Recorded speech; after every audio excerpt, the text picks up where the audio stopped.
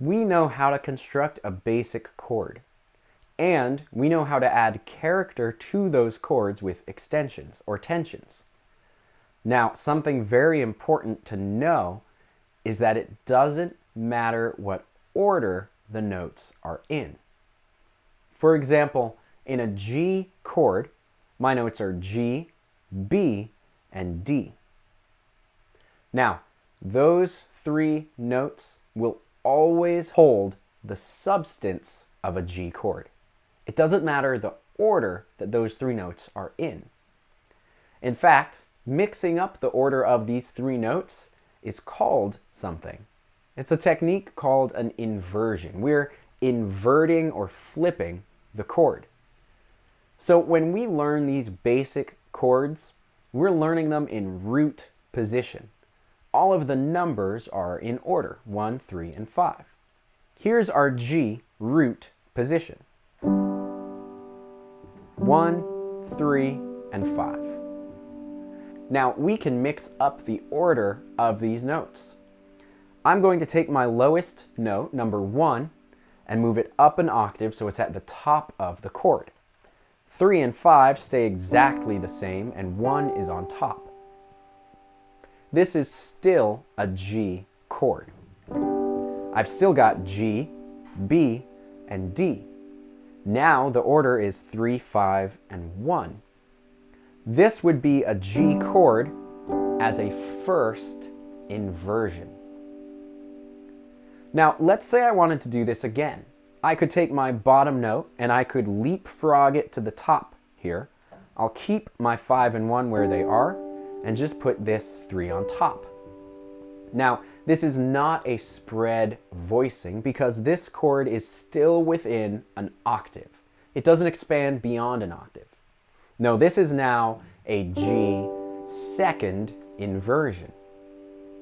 If I played that game one more time and took my bottom note up an octave, I'm back to root position. Now, I can use inversions really powerfully. I can use an inversion to land on a chord and run it up the piano from a root position to first, second, root, first, second, root. All I'm doing is playing G chords up the piano. I could also use inversions to play more complicated chord progressions close. Here I've got C, F, G, back to C.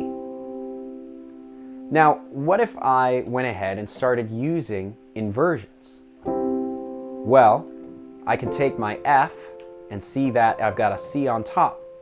If I move that C down, well, this is pretty close to a C chord. So C to F using an inversion is a lot easier than C to F as root chords. I've also got a G right there. Look at those three notes, G, B, and D. So all of a sudden, instead of playing C, F, and G, I can keep my hand nice and close and play C, F, G, back to C.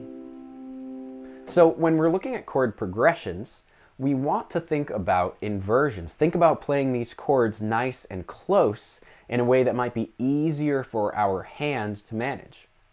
You'll also notice that inversions have different feels to them, different characters, because a different note is on top and on the bottom. So we can use these to kind of lead and guide melodies really well. See, my top note for C, F, and G root positions would be here for the C, here, and here. This is a pretty high note.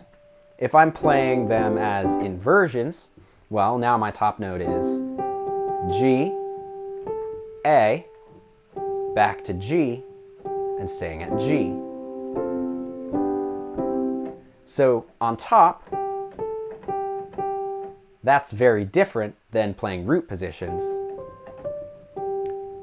Lead lines on the top or bottom of your chord with inversions It's something to think about when you're playing songs or song writing, as they can change the feel and mood of your overall song.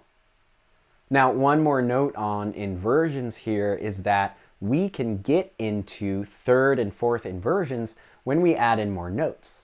The more notes we have in a chord, the more inversions we can play. If I play a C chord, I have two options for inversions until I get back to my root position. If I add in a 7, well, now I have more notes to leapfrog. So I have my root position, first inversion, second inversion, and a third inversion before coming back to my root. Now, these shapes are helpful to know compared with one another, but also helpful to know on their own, because what that means is, for a C major 7, I could also play it just adding in a lower B. That's also a C major 7. Some of these shapes are easier to get to depending on where our hand already is. So knowing the different inversion shapes for different types of chords can really make playing the piano that much easier.